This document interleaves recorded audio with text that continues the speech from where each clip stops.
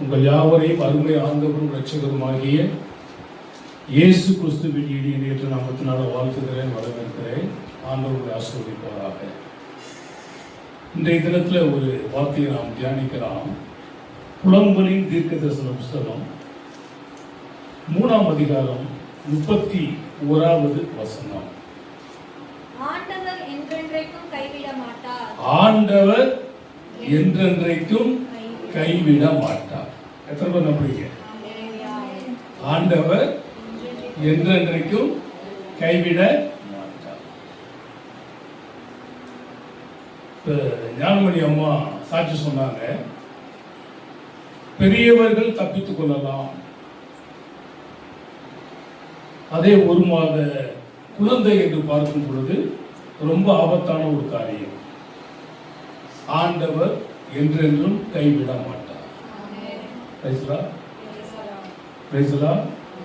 அதை நம்ம புரிந்து கொள்ளணும். நம்மளுக்கு சில சமயங்களிலே சில காரியங்கள் நமக்கு எட்டாது. பிஞ்சி மூளையில மிஞ்சி யோசித்தா எல்லாம் பஞ்சா பறந்துடும்.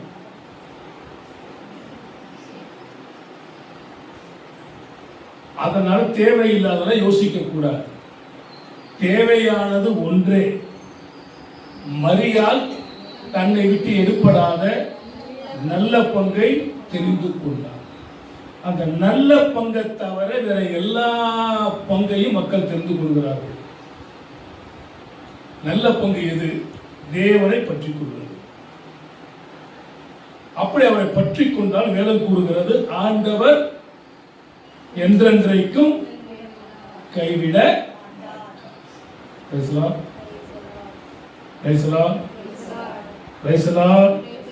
ஆண்டவர் நம்மை கைவிடக் கூடாது என்றால் அவர் கருத்தை நாம் பிடிப்பதை பார்க்கிறோம், நம் கருத்தை அவர் பிடித்துக் கொள்ள வேண்டும். நாம் அவருடைய கருத்தை பிடிப்போம் என்றால் கை வழியில விட்டுருவோம். அவர் பிடித்துக் கொள்வார் என்று சொன்னால் ஒருபோதும் கைவிட மாட்டார். ஆனா நம்ம என்ன பண்றோம்னா, நம்ம கரத்தை அவர்கிட்ட கொடுக்க விரும்புவது இல்லை.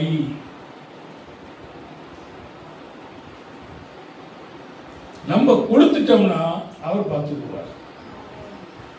எதை கொடுக்கணும்? உங்களுடைய கரங்களை அவர்கிட்ட கொடுத்துடும். ஆண்டவரே, நீங்க என்னை பிடித்துக் கொள்ளுங்க. அவர் தான் சொன்னார், உன் மேல கண்ணை வைத்து உனக்கு ஆலோசனை சொல்லி நீ நடக்க வேண்டிய வழிகளை எல்லாம் நான் காட்டுகிறேன். அப்ப அவர் நமக்கு காட்டுகிறதான வழி சரியான வழி. அது பாதிக்கெல்லாம் எப்படி இருக்குமா? தீபமாக இருக்கும். அதுல நடக்கிறவன் பேதையாக இருந்தாலும் இடரடைய மாட்டான். எனவே எவ்வளவோ துன்பங்கள், துயரங்கள், பிரச்சனைகளை குறித்து இந்த புலம்பல் புத்தகம் சொன்னாலும் அவர் சொல்லுகிறதான வார்த்தை, ஆண்டவர் என்றென்றைக்கும் கைவிட மாட்டார். பக்கத்தில் சொல்லுங்க, பக்கத்தில் உள்ளவரை பார்த்து சொல்லுங்க, ஆண்டவர் என்றென்று கைவிட மாட்டார். விட்டாரா? கை விட்டுட்டாரா? விட மாட்டாரா? விட மாட்டார். யாரை கைவிட மாட்டார்? அதுதான் நம்மளுக்கு பிரச்சனை. நம்ம பிரசங்கத்துக்கு அதுதான் பிரச்சனை. இப்போ ஆண்டவர் என்றென்று கைவிட மாட்டார்னு நான் போயிட்டேன்னா உங்களுக்கு சந்தோஷமா இருக்கும். பேசலாம். யாரை கைவிட மாட்டார் அப்படின்னு சொன்னதான் பிரச்சனையே எனக்கு. இல்ல பார்த்துருவோம், அவசரம் ஒண்ணு. ஆண்டவர் என்றென்று கைவிட மாட்டார்னு சொல்லி நிறைய வீடுகள் எழுதி இருக்கும். நம்ம போன வாரம் பார்த்தோம். என்ன பார்த்தோம்? போனதுக்கு முந்தின இன்று முதல் நான் உங்களை அப்பா உங்களுக்கு சொன்ன ஒரு குடும்பத்துல இருந்து போன் பண்ணி 5 பேர் தற்கொலைக்கு போனவங்க இந்த வேத வசனத்தை கேட்டு மனம் திரும்பி உயிரோடு இருக்கிறாங்க. பேசலாம். அது நமக்கு போதும். இன்னைக்கு இந்த வார்த்தை என்ன சொல்றது? ஆண்டவர் என்றென்றும் என்றென்றைக்கும், அப்படின்னா தலைமுறை தலைமுறைக்கும் அவர் நம்மை கைவிடாத. இப்போ இன்னொரு வசனத்தை கூட படிச்சு பாருங்க. உபாகமம் 4ஆம் அதிகாரம் 31வது வசனம். உன் தேவனாகிய கர்த்தர் உன் தேவனாகிய கர்த்தர் இரக்கமுள்ள தேவனாய் இருக்கிறபடியால் இரக்கம் உள்ள தேவனாக இருக்கிறபடியினால் அவர் உன்னை கைவிடவும் மாட்டார். அவர் உன்னை கைவிடவும் மாட்டார், உன்னை அழிக்கவும் மாட்டார். உன்னை அழிக்கவும் மாட்டார். உன் பிதாக்களுக்கு தாம் உன் பிதாக்களுக்கு தாம் ஆணையிட்டு ஆணையிட்ட கொடுத்த உடன்படிக்கையை மறக்கவும் மாட்டார். உடன்படிக்கை மறக்கவும் மாட்டார். அவர் இரக்க உள்ளவராக இருக்கிறபடியினால் உங்களை கைவிடுவது இல்லை. Praise the Lord. இப்ப நமக்கு வாக்குத்தத்தம் என்னதான்? அற்பகால மூன்ற கோபத்தினால் இமைப்பொழுது என் முகத்தை உனக்கு என்ன பண்ணினேன்? மறைத்தேன். ஆனாலும் நித்திய கிருபையுடன் இறங்குவேன் என்று உன் மீட்பராகிய கர்த்தர் சொல்லுகிறார். கர்த்தராகிய உன் மீட்பர் யார் சொல்றது? இரக்க உள்ளதான தேவன். அற்பகால மூன்ற கோபத்தினால் இமைப்பொழுது என் முகத்தை மறைத்தேன், ஆனாலும் நித்திய கிருபையுடன் இறங்குவேன் என்று கர்த்தராகிய உன் மீட்பர் சொல்லுகிறார். அப்ப அந்த ஒவ்வொரு வாரமும் அந்த இரக்கம் என்கிறதான வார்த்தை நமக்கு வருவதை நீங்க பார்த்துக் கொண்டிருக்கலாம்.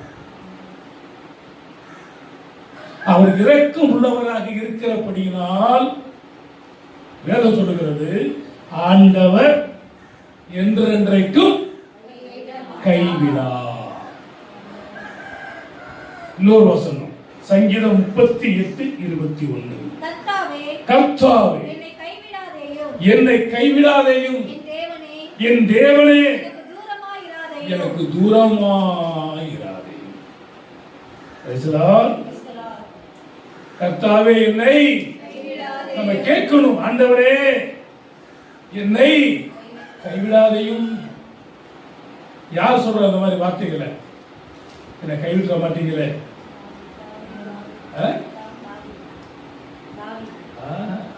உங்களுக்கு தாங்க நம்பிட்டேன், என் வாழ்க்கையை உங்கள்கிட்ட ஒப்படைச்சிட்டேங்க, கைவிட மாட்டீங்களே. யார் கேட்குறது? ஆமா, கைவிடா இல்லையா? ஓடியே போயிடும். தேடுனாலும் அவன் என்ன பண்ண முடியல, நானும் எங்கேயும் ஓட முடியல.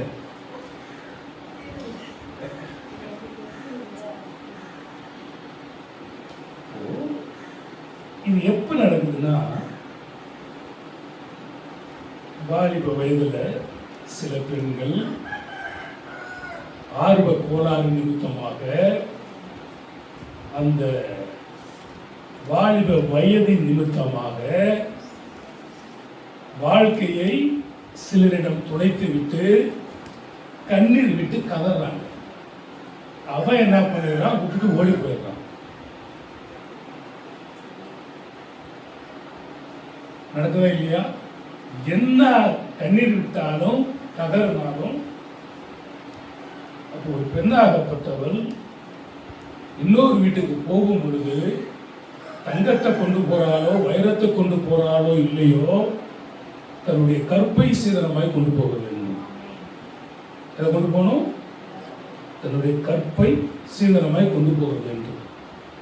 அந்த காலத்துல எல்லாம் ஒரு பொண்ணு தப்பு பண்ணிட்டான்னா அன்னைக்கு கல்யாணத்தை அன்னைக்கு அதை கண்டுபிடிச்சிருவாங்க, உடனே வீட்டோடு தொத்திடுவாங்க. இன்னைக்கு அதெல்லாம் பெரிதாக பண்ணுகிறது இல்லை. சில கிராமங்களிலே அதுவும் நடக்குது. எனவே அப்படி போய் நமது வாழ்க்கையை எமோஷனலை இறந்து விட்டு என்னை கைவிட்டாத, உன்னைத்தான் நம்பியிருக்கிற அப்படின்னு சொன்னாலும் அவன் கைவிட்டுட்டு போயிடுவான். ஆண்டவர் என்றென்றும். நம்ம ஏன் போய் ஒரு காரியத்தை மாட்டிக்கிட்டு குத்துதே குடையுதேன்னு சொல்லி அழுது போகணும்? தேவையில்லை. கர்த்தரை நம்புவோம் என்று சொன்னார், கர்த்தரிடத்தில் காரியங்களை அர்ப்பணிப்போம் என்று சொன்னால் அவர் நம்மை சரியான வழியில நடத்துவார். சரியான வழியில நடத்துவார் என்று சொன்னால் நம்ம தேவையில்லாத வழிக்கு போக மாட்டோம். தேவையில் இல்லாத வழிக்கு நம்ம போகாம இருக்கும் பொழுது ஆண்டவர் நம்மோடு இருப்பார், நாம் ஆண்டவரோடு இருப்போம். நம்புறீங்களா? அப்ப யாரை அவர் கைவிட மாட்டார். சங்கீதம் 37:25. நான் இளைஞனாய் இருந்தேன், நான் இளைஞனாக இருந்தேன், முதிர் வயது உள்ளவனாக ஆனேன், முதிர் வயது உள்ளவனுமாக ஆனேன். ஆனால் நீதிமான் கைவிடப்பட்டதையும் அவன் சந்ததி அப்பத்துக்கு அலைந்து திரிந்ததையும் நான் காணவில்லை. நீதிமான்களை ஆண்டவர் ஒருபோதும் கைவிடுபவர் அல்ல. நிறைய பேர் சொல்றாங்க, ஆண்டவர் என்னை கைவிட்டார், சீயோன் என்னை கைவிட்டார் சொல்றார். வேதம் சொல்லுகிறது ஆண்டவர் என்றென்றும் கைவிடார். ஆனா யாரை கைவிட மாட்டாரா? யாரை கைவிட மாட்டாரா? நீதிமான்கள். நம்ம நீதிமான்களா இருப்போம் என்று சொன்னால் நிச்சயமாகவே ஆண்டவர் நம்மை கைவிட மாட்டார். எப்படி நாம் நீதிமான்கள்? எதனால் நீங்கள் நீதிமான்கள்? ரோமர் 5ஆம் அதிகாரம் 1 வசனம். இவ்விதமாக நாம் விசுவாசத்தினாலே நீதிமான்கள் ஆக்கப்பட்டிருக்கிறபடியினால் நம்முடைய கர்த்தராகிய இயேசு கிறிஸ்துவின் மூலமாய் தேவனிடத்தில் சமாதானம் பெற்றிருக்கிறோம். எதனால் நாம் நீதிமன்றாக்கப்பட்டிருக்கிறோமா? விசுவாசத்தினாலே. விசுவாசத்தின் வராத யாவும் பாவம். விசுவாசிக்கிறவனுக்கு தாம் எல்லாம் கூடும். விசுவாசத்தை துவங்குகிறவரும் முடிக்கிறவரும் அவர்தான். ஏகம் போன்ற திரளான சாட்சிகளும் அவர் விசுவாச மாற்றத்தாரை காணப்படுகிறார். அவர் நீதிமான்களை கைவிடுபவர் அல்ல. யோபுவின் புத்தகம் 36ஆம் அதிகாரம் 7வது வசனத்தை வாசித்து பாருங்கள்.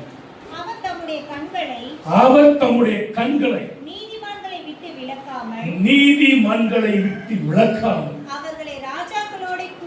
அவர்களை ராஜாக்களோடு கூட சிங்காசனத்தில் ஏறவும் உயர்ந்த ஸ்தலத்தில் என்றென்றைக்கு உட்காரவும் செய்கிறார். யாரை? நீதிமான்களை. ஆண்டவர் சொன்னார், நீங்களும் என்னோடு கூட இருப்பீர்கள், சிங்காசனத்தில் வீற்றிருப்பீர்கள். அப்ப நீதிமான்களை ஆண்டவர் ஒருபோதும் கைவிடுகிற தேவன் அல்ல. ஒரு பட்டணம் இருந்தது. அந்த பட்டணத்திலே பாவங்கள் பெருகினது. அந்த பாவங்கள் பெருகிறபடியினால் தேவன் அந்த பட்டணத்தை அழிக்க சித்தம் கொண்டார். அந்த பட்டணத்தின் பெயர் சோதம் கோமரா பட்டணம். அதற்கு ஒரு உரையாடல் அங்கே நடைபெறுகிறது. எடுத்து வாசித்து பாருங்கள். ஆதியாகமம் 18ஆம் அதிகாரம் 24வது வசனம். பட்டணத்துக்குள்ளே ஒருவேளை 50 நீதிமான்கள் இருப்பார்கள். அதற்குள் இருக்கும் அந்த 50 நீதிமான்களின் நிமித்தம் ரட்சியாமல் அந்த ஸ்தலத்தை அழிப்பீரோ? ஆண்டவர் கேட்கிறார், நான் அழிக்க போறேன். அங்கே ஆபிரகாம் பரிந்து பேசுகிறான். இந்த பட்டணத்தில் 50 நீதிமான்கள் இருந்தால் நீ அவர்களை பார்க்காமல் இந்த பட்டணத்தை அழிப்பீரோ? 28வது வசனம். ஒருவேளை 50 நீதிமான்களுக்கு 5 பேர் குறைந்திருப்பார்கள். அந்த 5 பேர் நிமித்தம் பட்டணம் முழுவதையும் அழிப்பீரோ என்றார். அதற்கு அவர், நான் 45 நீதிமான்களை அங்கே கண்டால் அதை அழிப்பதில்லை. 50 பேரை கேட்டவன் 5 பேரை அட்டன் டைம்ல குறைக்கிறான். 29வது வசனம். அவன் பின்னும் அவரோட பேசி 40 நீதிமான்கள் அங்கே காணப்பட்டாலோ என்றான். அதற்கு அவர் 40 நீதிமான்கள் நிமித்தம் அதை அழிப்பதில்லை என்று வாக்கு கொடுக்கிறார். 30வது வசனம். அப்பொழுது அவன், நான் இன்னும் பேசுகிறேன், இப்ப இங்க சொல்றான், ஒருவேளை டென்ஷன் ஆகி ஓங்கி அடிச்சாருன்னா எத்தனை டன் வெயிட்? ஓங்கி அடிச்சாரு தப்பிக்க முடியாது. ஆண்டவருக்கு கோபம் வராமல் இருப்பதாக இன்னொரு தடவை நான் பேசுகிறேன். 30 நீதிமான்கள் 30 அப்ப 20 பேர் கொண்டு வந்துட்டான். 30 நீதிமான்கள் அங்கே காணப்பட்டாலோ என்றார். அங்கே காணப்பட்டாலோ என்றார். அதற்கு அவர், நான் 30 நீதிமான்களை அங்கே கண்டால் நான் 30 நீதிமான்களை அங்கே கண்டால் அதை அதை அழிப்பதில்லை அழிப்பதில்லை என்றார். Praise the Lord. இதுக்கு பேர் தான் என்னது? இரக்கம். அவர் இரக்க உள்ளவராக இருக்கிறபடினாலே உங்களை கைவிடுகிறது இல்லை. 31வது வசனம். அப்பொழுது அவன் இதோ ஆண்டவரோடு பேச துணிந்து 20 நீதிமான்கள் அங்கே காணப்பட்டாலோ என்றார். 20 நீதிமான்கள் அங்கே காணப்பட்டாலோ என்றான். அதற்கு அவர் 20 நீதிமான்களின் நிமித்தம் 20 நீதிமான்களின் நிமித்தம் அதை அழிப்பதில்லை. அல்லேலூயா. பாதிக்கு மேல கொண்டு வந்துட்டான். 31வது வசனத்தை படிச்சோம். இப்போ 32வது வசனம். அப்பொழுது அவன் ஆண்டவருக்கு கோபம் வராது. அவருடைய கோபமாமா கோபமோ ஒரு நிமிஷம், கிருபையோ ஆண்டவருக்கு கோபம் வராதிருப்பதாக. ஏன்னா பயம் வந்துருச்சு. இந்த ஒரு விஷயம் ஏன்னா அப்படியே போயிட்டு இருந்தா பிரச்சனை ஆகி போயிடும். இந்த ஒரு விஷயம் மாத்திரம் பேசுகிறேன். 10 நீதிமான்கள் அங்கே காணப்பட்டாலோ என்றார். அதற்கு அவர் 10 நீதிமான்கள் நிமித்தம் அதை அழிப்பதில்லை. நீதிமான்களை அவர் கைவிடுவதில்லை. அப்படி நீதிமான்களை வாழ்வது வள்ளுவர் கூட எழுதுறார், துப்பார்க்கு துப்பாய துப்பார்க்கு தூவும் மழை. அப்படின்னா என்ன அர்த்தம்? ஒரு தேசத்துல ஒரு 10 பேர் இருக்கிறானா, மிச்சமெல்லாம் கெட்டவனா இருந்தா கூட நல்லவனுக்காக பெய்கிற மழையில யாரெல்லாம் ஆசீர்வதிக்கப்படுறா? கெட்டவர்கள் ஆசீர்வதிக்கப்படுறாங்க. அது போல இந்த 10 நீதிமான்கள் நிமித்தமாக தேவன் அந்த பட்டணத்தையே அழிக்காமல் விடுகிறார். இதற்கு பெயர் இரக்கம், அன்பு, தயவு, பாசம், நேசம். 50 எங்க இருக்குது, 40 எங்க இருக்கு? செட் ஆகுமா? ஆகுமா? ஆகுமா? 55 எங்க இருக்குது, 75 எங்க இருக்குது, 105 எங்க இருக்குது? செட் ஆகுமா? என்ன இருக்கு? ஒருத்தரும் போட முடியல. 105 வாங்கினாலும் முதலமைச்சர் ஆக முடியல. எதிர்கட்சியை ஜெயித்தாலும் எதிர்கட்சியா உள்ள போக முடியல. எல்லாத்தையும் வெற்றி பெற்றிருந்தா கூட உள்ள போய் நிக்க முடியல. ஆண்டவர் எவ்வளவு பெரிய சிக்கல் உண்டாக்கி வச்சிருக்காரு பார்த்தீங்களா? அப்போ எதையுமே லகுவா பெற்றுவிட முடியாது. அவருடைய இரக்கம், அவருடைய அன்பு, அவருடைய தயவு. ரோமர் 8ஆம் அதிகாரம் 30ஆம் வசனம். எவர்களை முன்குறித்தாரோ அவர்களை அழைத்தும் இருக்கிறார். எவர்களை அழைத்தாரோ அவர்களை நீதிமானாக்கி இருக்கிறார். எவர்களை நீதிமானாக்கினாரோ அவர்களை மகிமைப்படுத்தியும் இருக்கிறார். அப்ப உங்களை என்னையும் தேவன் முன்குறித்திருக்கிறார். எப்பொழுது? தாயின் கருவில் உருவாகும் முன்னே பெயர் சொல்லி அழைத்த நம் தேவன் அப்பவே உங்களை தெரிந்து கொண்டார். உலகம் தோற்றத்துக்கு முன்னவே தெரிந்து கொண்டார். அவர் உங்களை நீதிமான்களாக்கி இருக்கிறார் என்று உங்களை கைவிட மாட்டார். எப்ப தெரிந்து கொண்டாரா? தாயின் கருவில் இருக்கிறவங்களை உங்களை தெரிந்து கொண்டார். யாரை முன்குறித்தாரோ அவர்களை அழைத்திருக்கிறார். யாரை அழைத்தாரோ அவர்கள் நீதிமானாக்கி இருக்கிறார். யாரை நீதிமானாக்கிறாரோ அவர்களை மகிமைப்படுத்தியும் இருக்கிறார். நீதிமான்கள் ஒருபோதும் கைவிடப்படுவது இல்லை. 1 பேதுரு 3ஆம் அதிகாரம் 12வது வசனம். கர்த்தருடைய கண்கள் Praise the Lord. கர்த்தருடைய கண்கள் நீதிமான்கள் மேல் நோக்கமாக இருக்கிறது. அவருடைய செவிகள் அவர்கள் வேண்டுதலுக்கு கவனமாக இருக்கிறது. நீதிமான்கள் ஒருவரோடு ஒருவர் பேசிக்கொள்வார். கர்த்தருக்கு பயந்தவர்கள் ஒருவரோடு ஒருவர் பேசிக்கொள்வார்கள். அதை ஆண்டவர் கூர்ந்து கேட்கிறவராக இருக்கிறார். அப்ப கர்த்தருடைய கண்கள் நீதிமான்கள் மேல் நோக்கமாக இருக்கிறது. அப்ப நீதிமானாகப்பட்டவன் யோசேப்பு ஒரு நீதிமான். அவன் மேல கர்த்தருடைய கண்கள் நோக்கமாக இருந்தது. எவ்வளவோ பிரச்சனைகள் வந்தாலும் அவன் நீதிமானாய் வாழ்ந்தான்.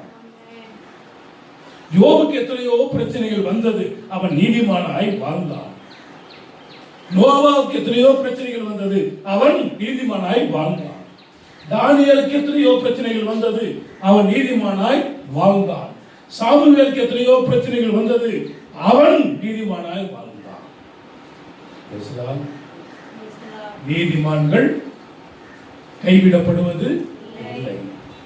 1வது சங்கீதம் 5வது வசனம். ஆகையால் துன்மார்க்க நியாயத்தீர்ப்பிலும் பாவிகள் நீதிமானுடைய சபையிலும் நிலை நிற்பது இல்லை. நம்மெல்லாம் நீதிமான்களாக இருப்போம் என்று சொன்னால் கைவிடப்பட ஆண்டவர் என்றென்றைக்கும் கைவிட மாட்டார். யாரை கைவிட மாட்டார்? ஒன்று நீதிமான்.